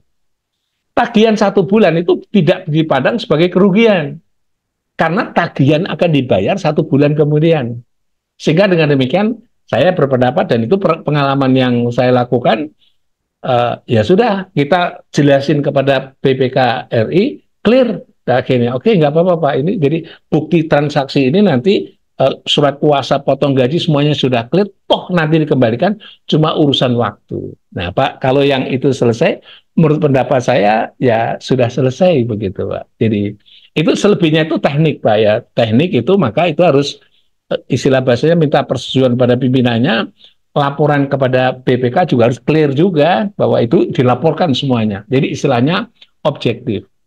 Ini kami lakukan dulu ketika Presidennya SBY membuat kebijakan tentang DPRD untuk menerima rapelan. Rapelan itu setahun kemarin, setahun penuh gitu. Pada teman-teman DPRD mengundang pada saya, pada saat itu saya jelasin Pak, sebaiknya anggota DPRD nggak usah mencairkan rapelan itu, karena rapelan itu kalau dicairkan, menurut saya bumerang buat Bapak dan Ibu sekalian nanti dalam hal menjalani fungsi DPRD pengawasan. Itu kan sudah ada Pak peraturan dari Kementerian Dalam Negeri dan sebagainya. Tapi ini kan perspektif politik, Bapak. Saya bilang, oh saya terangkan semuanya. Akhirnya lembaga yang saya jelasin itu ada yang setuju untuk tidak ngambil, ada yang setuju ngambil. Kalau yang nggak ambil nggak menjadi masalah. Tapi yang ngambil bagaimana Pak? Persis tadi itu Pak. Ternyata lumayan banyak duitnya itu, begitu dikembalikan sudah dipakai. Karena pada setelah itu dipersoalkan banyak orang, akhirnya apa? Nah, minta maaf Pak, tadi caranya bagaimana? Persis cara yang sudah saya sampaikan kepada Bapak tadi.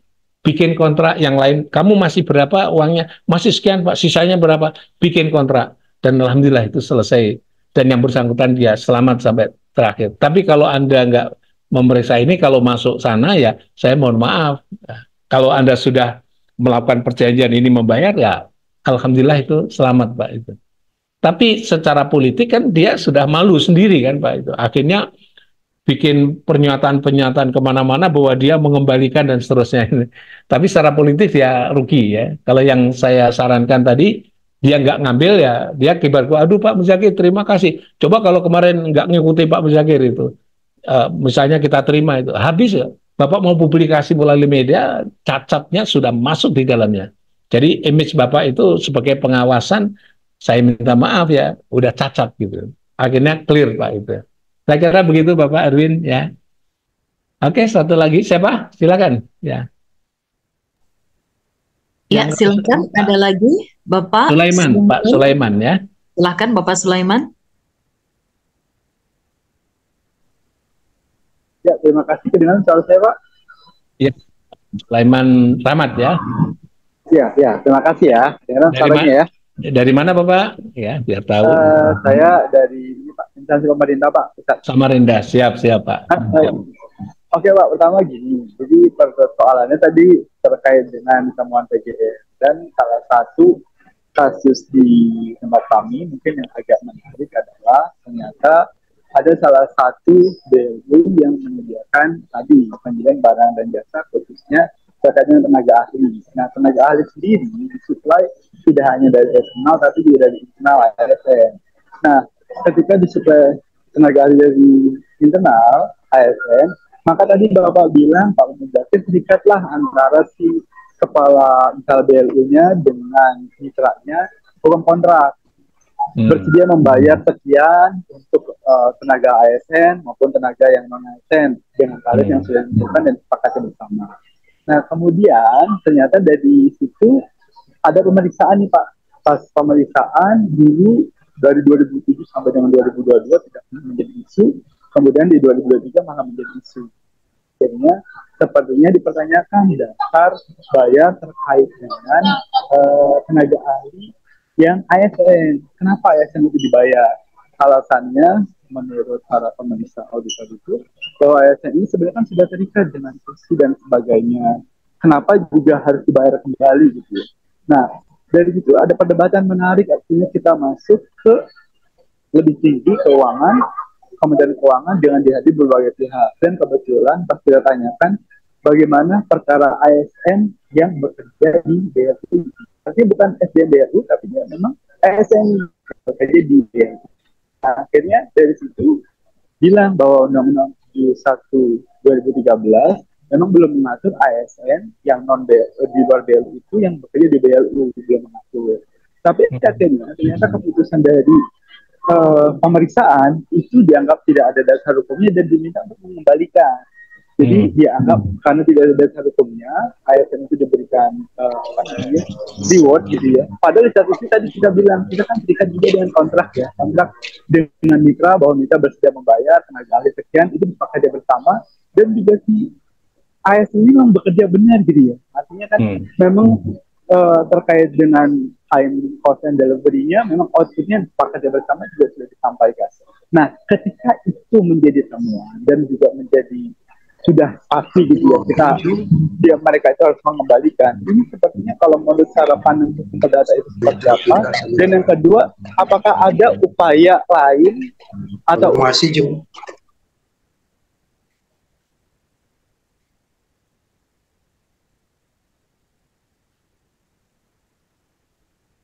Diulangi Terus lagi. apa teh? Mohon maaf, Bapak Sulaiman, suaranya bisa Hilang. di-on-kan, bisa di-open mic? Iya. Silahkan, Bapak. Tidak ada suara, Pak. Silahkan, Bapak Sulaiman. Tadi saya sudah jelas. Suaranya dekat. tidak terdengar. Agak dekat, Bapak. Oh, sorry. Tadi kurang jelas ya, Pak ya? Saya ulang lagi ya? Ya, ulang lagi sebagian akhir Oke, ya. oke. Oke, bagian akhirnya jadi maksud saya ketika memang ini jadi diperkarakan, padahal di satu sisi saya bilang tadi ini kan mereka sudah berprestasi ya, sudah sesuai kesepakatan. Mitra juga bersedia membayar. Apakah mereka itu yang merasa keberatan boleh mengajukan upaya terkait dengan keputusan yang menurut BPK itu dianggap kerugian negara? Itu yang pertama. Yang kedua, saya bilang tadi karena ini pun tidak semata-mata terkait dengan administrasi ASN, tapi juga terkait dengan hukum keperdataan, di mana ada perikatan antara tadi mitra dengan kita, toh mereka juga bersedia membayar dan kita juga sudah memberikan prestasi. Apakah itu tidak dianggap suatu yang wajar? Karena pemeriksaan dari 2007 sampai dengan 2022 itu tidak pernah dipermasalahkan. Baru kekinian dianggap itu sesuatu yang merugikan negara. Terima kasih, Pak. Ya, terima kasih, Pak. Jadi saya ingin sampaikan di sini urusannya tadi adalah tenaga ahli dari ASN pada lembaga lain dan non ASN ya. Jadi memang itu yang menjadi masalah itu adalah ASN dari lembaga lain ya. Karena apa? Ya, menjadi pertanyaan adalah lembaga lain itu apa? Bukankah ASN sudah dibayar dan seterusnya ya. Nah, saya ingin sampaikan begini, Pak. Kalau itu hubungannya dengan masalah keahlian, ya ASN pada lembaga lain pun dia kan memiliki keahlian khusus atau namanya adalah sertifikasi khusus ya. Kalau sertifikasi khusus ini kan harus dijelaskan bahwa kalau sertifikasi khusus ini kan keahlian khusus ya. ASN adalah keahlian umum. Ya, kalau keahlian khusus ini kan yang berbeda ya. Ya seperti halnya ASN jadi konsultan ya. Itu kan juga boleh aja karena dia keahlian khusus gitu, dalam konteks itu. Ya, keahlian khusus. Jadi kalau non ASN saya kira nggak menjadi masalah ya. Tapi kalau masalah ASN pada lembaga lain tadi itu mungkin yang dipersoalkan di situ. Sekarang saya memberikan pendapat hukum ya. Karena ASN tadi memiliki keahlian khusus yang itu tidak dimiliki oleh keahlian pada yang lain, saya berpendapat Pak, boleh nggak kalau dia menjadi tenaga ahli dalam satu kegiatan pengadaan barang dan jasa? Saya berpendapat boleh dengan catatan bahwa dia adalah memiliki keahlian khusus yang tidak dimiliki oleh para ASN pada umumnya. Ya. Tidak dimiliki oleh ASN pada umumnya. Dan dia adalah memiliki keahlian khusus yang memang itu diperlukan dalam satu konteks pengadaan barang dan jasa dalam kasus itu. Jadi alasan argumennya seperti itu ya, karena keahlian khususnya itu. Tapi kalau ASN itu adalah tidak memiliki keahlian khususnya di pekerja yang sebagai pekerja saja, ya itu barangkali balik lagi Pak, kalau bukan pada bidangnya di situ tidak diangkat sebagai panitia, ya barangkali itu bisa dipersoalkan, gitu, bisa dipersoalkan. Tapi kalau diangkat panitia nggak menjadi persoalkan, padahal kerjanya adalah sama. Gitu. Tapi kalau keahlian khusus tadi diangkat di situ sebagai tenaga ahli, keahlian khususnya itulah yang tidak bisa dimiliki oleh semua para ASN yang lain gitu. Nah, atas dasar itulah menurut pendapat saya boleh. Nah, pertanyaannya adalah bagaimana kalau itu adalah ada rekomendasi dari BPKRI agar supaya mengembalikan honor-honor yang telah dibayar atau suatu pembayaran telah diterimanya gitu. Dan padahal dia sudah memberikan prestasi yang sedemikian rupa, tapi honornya suruh mengembalikan. Nah itulah kadang-kadang tadi saya balik pokok persoalan tadi, kalau secara prinsip hukum itu boleh, tapi kalau rekomendasi dari BPKRI, ya mestinya rekomendasi itu ditanyakan kembali, atas alasan apa yang bersangkutan itu bekerja dan sudah sekian pekerjaan yang dikerjakan, prestasinya memang benar terjadi, ada prestasinya, kewajiban kita kontraknya juga clear, sah dan seterusnya, honorarium juga sesuai dengan prinsip-prinsip pemberian honorarium terhadap tenaga ahli. Nah, harus jelas itu pertanyaannya kepada BPK yang rekomendasi agar supaya membalikan tadi. Sebenarnya BPK itu open juga sebenarnya kalau asalkan diberi penjelasan yang seterang-terangnya mengenai argumen itu. Ya. Kalau itu benar sudah sekian beberapa tahun itu nggak menjadi masalah, kenapa tahun ini dipersoalkan? Itu juga bagian pertimbangan yang lainnya gitu. Jadi yang berikutnya adalah kalau misalnya nggak dikembalikan bagaimana? Ya, kalau tadi saya ingin sampaikan bahwa pemeriksa itu kan kadang-kadang berarti menunjukkan bahwa pemeriksa parameternya berbeda. Yang dulu boleh, yang ini tidak. Atau yang dulu didiamkan, yang ini tidak didiamkan. Gitu. Itu kan parameter yang berbeda. Gitu. Kalau parameter yang berbeda, ya itu bisa diklarifikasi. Saya pernah rekomendasi agar supaya klarifikasi kepada auditor agar supaya menjadi jelas bahwa rekomendasi dalam satu konteks apa. Dulu kasusnya yang mirip-mirip sama dengan ini adalah rekomendasi karena apa gitu. Saya jelasin bahwa kalau itu suatu kontrak dan kontrak telah melahirkan perjanjian itu mengikat, orang membayar kontrak itu kan suruh mengembalikan terlalu mahal. Ukurannya apa? Terlalu mahal. Kalau kontrak pada saat itu sudah dilakukan, sudah clear and clean, seharusnya kalau Anda melakukan keberatan terhadap nilainya itu, dulu-dulu sudah Anda turun tangan dong, bahwa kontrak itu sudah kemahalan begitu. Dasar kemahalannya apa? Ya. Kan itu perjanjian yang istilahnya bersifat kontrak itu kan istilahnya dilakukan dengan cara ridho-biridho gitu. Dan itu pernah sesuai dengan standar. Ini zaman saya pada saat itu, saya agak marah pada saat itu karena apa? Kontrak sudah clear gitu. Tiba-tiba diubah lagi oleh BPKP, pada saat itu BPKP ya. BPKP dimuahalkan kembali karena itu tidak sesuai dengan standar. Padahal kasusnya adalah membongkar gedung lama diganti dengan gedung baru. Gedung lama itu berapa harganya? Ditawar kepada publik ya, semuanya peserta itu ditawari semua. Mereka mintanya cuma lebih rendah, cuma 1 miliar, 2 miliar. Dia berani bayar 7 miliar pada saat itu. Yang lain nggak berani karena uang rongsokan itu, barang-barang rongsokan itu tidak mungkin seharga sampai 7M. Ini dia berani menghargai 7M dan dapat proyek rislah dengan gedung yang lain. Tapi tiba-tiba begitu menjelang serah terima gedung barunya sudah diserahkan, itu ada kalau nggak salah 13 gedung baru sudah diserahkan kepada Pemda. Tapi begitu dia giliran mengambil gedung lama karena itu mau dipakai untuk pusat bisnis gitu, gedung lama sudah membayar 7M gitu ya, sudah bayar 7M, ditangkap dia karena apa? Terlalu murah gitu. Saya dalam hukum perjanjian Pemda itu adalah sudah sah ketika dia sudah menetapkan harga 7,5 menurut pihak Pemda itu termahal dibanding dengan yang lain hanya nawar 1, 2 sampai 3 lah, itu berani 7 miliar. Dengan perdebatan sedemikian rupa akhirnya diambil. Saya katakan itu juga pengambilan tidak sah. Karena apa? Ini kan kontrak.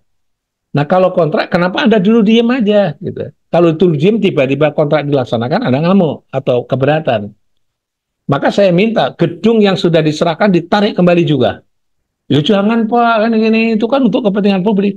Tidak bisa. Gedung yang diserahkan 13 gedung itu nanti kan kompensasinya kan gedung yang lama ini diperbaiki, dibangun kembali gitu loh. Tapi tiba-tiba, udah kalau gitu Anda mengambil ini, kami juga mengambil gedungnya. Pak, gedungnya dikosongin supaya dikembaliin lagi. Akhirnya terjadi sengketa-sengketa. Nah, itu akhirnya muncul Bapak, ini pengalaman aja ini ya, pengalaman muncul. Akhirnya penyelesaiannya itu cukup, ya sudah kalau gitu, ya gedung lama jalan tapi ini jalan gitu. Dan akhirnya dia dikasih proyek yang lain, bukan ada proyek itu. Intisarinya apa? Intisarinya bahwa si pihak ini adalah curang begitu. Akhirnya proyek itu diambil orang lain, dia dikasih proyek yang lain. Curangnya di situ. Nah, saya ingin sampaikan kepada Bapak yang mengajukan kasus tadi itu alasan dia tidak boleh apa dan alasan harus mengembalikan apa dan seterusnya yang kalau bisa harus ada dasar hukum yang jelas bahwa dia adalah mengembalikan itu alasannya apa ya. Ini penting, jangan sampai nanti karena sukses maka suruh kembalikan gitu. Jangan sampai terjadi seperti itu, Pak. Mengrepot juga, sukses itu salah, gagal lebih salah lagi gitu. Jangan sampai karena sukses dengan advisnya tenaga ahli ini menjadi sukses proyek jalannya itu sehingga dikembalikan. Artinya nggak dihargai lagi kalau sudah selesai, nggak dihargai lagi suruh kembali. Saya kira ini catatan saya, Bapak. Jadi kalau itu Pak Sulaiman tadi sudah menyampaikan itu, catatan saya seperti tadi, masalah ASN tadi seperti itu, Bapak. Ya, terima kasih Ya, Pak yang Sulaiman. satu lagi Pak, yang pertanyaan saya Pak, yang upayanya Pak, upaya terkait dengan kita merasa keberatan terkait dengan penetapan kerugian negara itu bisa ditempuh melalui apa ya Pak ya? Makasih. Oh ya, sebentar. Oke, kalau kita keberatan untuk dinyatakan kerugian negara itu upayanya apa? Membuat klarifikasi kepada lembaga audit yang bersangkutan. Klarifikasi kepada lembaga audit yang bersangkutan. Karena apa? Karena dia barangkali dalam hal membaca dan memeriksa terkait objek pemeriksaan itu belum begitu lengkap dan komplit. Belum begitu lengkap dan belum begitu komplit. Akibat tidak lengkap dan akibat tidak komplit itu, maka pihak pemeriksa itu akan mungkin nggak sesuai dengan kondisi yang sebenarnya. Maka saya sarankan Bapak kalau melakukan komplain terhadap penetapan kerugian negara itu kepada lembaga audit. Kita kan biasanya kalau audit akan diserahkan pada kita keberatan mereka yang dikatakan pembengkakan dan sebagainya atau kelebihan dan sebagainya yang mana, dan bisa nggak itu dijelaskan kepada auditor tadi untuk memberi klarifikasi terhadap itu, dan dalam hal tertentu minta diaudit kembali untuk bidang itu. Nggak apa-apa. Tugasnya auditor kalau kita bisa menjelaskan kembali mungkin berdasarkan pada bukti-bukti begitu, no problem Pak, itu boleh dilakukan. Sehingga auditor harus bisa mengecek kembali bahwa apa yang dihasilkan itu mungkin kalau ada kekeliruan akan diperbaiki gitu. Begitu Pak. Jadi bisa melakukan audit pada auditor yang bersangkutan. Demikian Pak Sulaiman. Ya, baik. Terima kasih banyak Bapak Sulaiman atas pertanyaannya, dan terima kasih banyak Bapak Profesor Dr. Muzakir atas jawabannya. Dan mohon izin sudah menunjukkan waktu 15 waktu Indonesia Barat. Bapak Muzakir, sudah cukup? Bagaimana Bapak, atau masih ada yang ingin disampaikan? Saya coba review aja supaya teman-teman bisa melihat, membaca, nanti bisa kaji sendiri gitu. Biar materi saya, biar saya buka, terus ini pentingnya di sini, ini contoh ini gitu. Gitu aja ya, sebagai penutup. Ya. Silahkan Bapak. Iya. Siap. Bapak dan Ibu sekalian, jadi saya coba untuk mereview apa yang sudah saya tulis ini supaya nanti kalau toh membaca tulisan saya itu menjadi jelas gitu ya.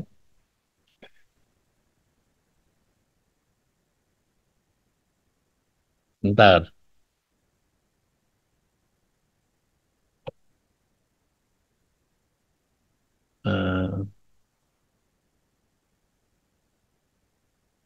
Baik, ini tadi contoh tentang sikap batin itu. Bapak dan Ibu bisa cek ini tentang sikap batin, nanti bisa menggerakkan hukum pidana atau tidak. Sikap batin yang bisa menggerakkan hukum pidana adalah etikat buruk yang kriminal. Jadi etikat buruk itu masih dalam ranah hukum administrasi atau hukum perdata, tapi kalau didasari dengan kriminal atau dilanjuti dengan kriminal itu masuk pidana. Tapi kalau etikat buruk saja itu masuk dalam ranah perdata atau hukum administrasi. Tapi kalau sudah yang kriminal berarti ditindaklanjuti dengan perbuatan kriminal, maka yang kriminalnya itu adalah pidana. Maka kalau etikat murni kriminal mesti melanggar hukum administrasi atau perdata, ya itu berarti yang dominan itu kriminalnya. Ya kalau dominan kriminalnya ya sudah, itu memang kriminal. Atau istilah bahasanya mens rea. Jadi sudah masuk di dalamnya, berarti perbuatannya juga kriminal. Ini catatan saya. Nah, tadi ini yang dalam konteks hukum administrasi perdata, etikat baik, tidak baik, etikat buruk itu gradasinya seperti itu. Yang paling buruk itu adalah etikat buruk, ya. Tapi dia masih domainnya hukum perdata administrasi. Tapi kalau dalam hukum pidana, itu ini, etikat buruk yang kriminal dan etikat kriminal. Ya. Ini yang membedakan. Nah, membedakan apa? Penilaian terhadap sikap batin. Mungkin pertanyaan hukumnya adalah, Pak, bagaimana menilai sikap batin? Ini kadang-kadang agak sulit ya menilai sikap batin orang. Sikap batin orang dinilai dari perilaku lahir. Ya. Dari perilaku lahir untuk menilai perilaku batin. Ya, itulah cara kita untuk menilai etikat buruk yang kriminal. Ini contoh-contohnya ada sesungguhnya. Pengalaman saya juga membantu orang juga. Ini etikat baik saja atau etikat buruk yang kriminal juga ada, dua-duanya ada. Oke, lanjut. Nah, ini prinsip-prinsip bahwa ada kalanya perbuatan melawan hukum administrasi yang tidak bisa menggerakkan hukum pidana. Karena apa? Memang 100% domain hukum administrasi. Demikian perdata. Ya. Jadi nggak bisa digerakkan. Maka kalau dipaksa-paksa juga nggak bisa. Gitu. Kalau itu APH itu nggak ada rekomendasi dari BPK, ngabruk aja ya, lawan gitu. Karena itu memang nggak benar gitu. Dan alhamdulillah sebagian di antaranya itu terkabulkan perlawanan itu. Karena apa? Karena dia on the track tapi dikriminalkan. Berikut. Saya kira itu sama, kalau itu masuk ranah hukum administrasi, itu bedanya dengan pidana itu satu, bahwa kalau hukum administrasi dan perdata itu namanya, kalau hukum pidananya ya dependent crimes, ya kejahatan-kejahatan yang sangat bergantung pada ada tidaknya perbuatan melawan hukum administrasi atau perbuatan melawan hukum dalam konteks hukum pidana gitu ya. Jadi itulah gambarannya tentang administrasi pidana. Tapi kalau itu terkait dengan independent crime, itu murni kejahatan yang berdiri sendiri ya. Saya kira itu yang pokok, nanti lanjutannya sama ini ya. Ini semuanya sama, cuma ujung terakhirnya korupsi gitu ya. Nah, tadi sudah, nanti Bapak Ibu bisa membaca. Ada yang baru nanti ini saya kira penting untuk dibaca. Nah ini yang baca ini masalah kerugian keuangan negara yang dikualifikasi sebagai korupsi. Historis kerugian itu seperti ini Bapak dan Ibu sekalian. Nah, ini pasal 3, pasal 2 kasusnya itu adalah dapat merugikan keuangan negara. Sekarang kata dapat sudah dihapuskan. Karena dihapuskan maka kerugian negara harus nyata. Maka ditulis di situ kerugiannya adalah kerugian nyata, bukan potensial dan bukan total. Sekarang kerugiannya nyata. Ya. Pemeriksaannya adalah pemeriksa keuangan yang memiliki kewenangan secara konstitusional menurut surat edaran Mahkamah Agung nomor 4 tahun 2016. Ya. Jadi konstruksinya seperti ini dalam rangka untuk tegaknya azas kepastian hukum. Nah ini saya akan review aja. Inilah gambaran kita terkait contoh perhitungan dalam kasus mega korupsi 1,171 triliun ya. Itu saya sudah membaca semuanya. Akhirnya saya mengkritik. Itu bukan korupsi, itu pencemaran lingkungan hidup gitu ya. Karena kalau itu korupsi, itu adalah kerugian keuangan negara. Kalau lingkungan hidup bisa kerugian negara, perekonomian negara, atau yang lainnya, lingkungan dan sebagainya. Maka dipenggakkan menjadi 1,7 triliun.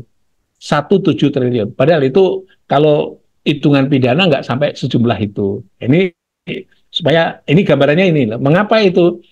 Awas di sini kerugian aktual yang dalam hukum pidana. Kalau total tidak hukum pidana, kerugian potensial bukan pidana, dan kerugian dalam bentuk dampak kepada kehidupan manusia dan kerusakan alam semesta itu bukan pidana korupsi. Itu adalah pidana lingkungan hidup ya. Ini perlu saya tekankan dalam konteks ini. Jangan sampai nanti salah di dalam melihatnya itu. Dan tadi sudah saya kritik bahwa kenapa Perpres tidak boleh ancaman sanksi pidana? Karena dasar dasarnya pasal 14 ya. Kalau pasal 14 itu harus dengan undang-undang dimuat di dalam tentang perbankan, harus memuat tentang undang-undang yang memberlakukan tipikor. Tapi kalau Perpres tidak mungkin, karena Perpres tidak ada ketentuan pidananya. Nah, ini salah satu bagian pasal 14 ini bunyinya, dan ini contohnya, Undang-Undang Pajak ada pasal 14, Undang-Undang Pajak ada, kalau Undang-Undang Lingkungan Hidup itu tidak ada. Maka kalau tidak ada, kerugiannya harus pasti. Perpres tidak ada kaidah sanksi pidananya. Ya. Saya kira itu yang pokok yang sebagai penjelasan saya apa yang di ini. Mungkin sebagai penutup saya akan menjelaskan mengapa sering terjadi praktek tipikorisasi ya. Ini saya harus sampaikan kepada teman-teman pengadaan barang dan jasa, mengapa tipikor. Padahal pengadaan barang jasa belum tentu tipikor ya, bisa administrasi, bisa yang lain. Karena apa? Karena kalau yang memeriksa jaksa pastilah dia tipikor, karena jaksa hanya punya kewenangan tipikor.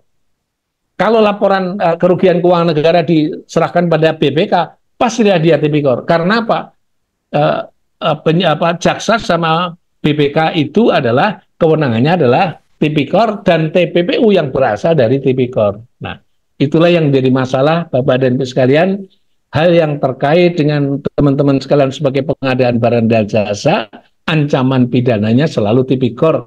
Padahal itu belum tentu tipikor. Saya kira begitu. Untuk tambahan penjelasan saya, nanti saya minta Bapak dan Ibu sekalian bisa membaca tentang tulisan-tulisan saya yang ini ya,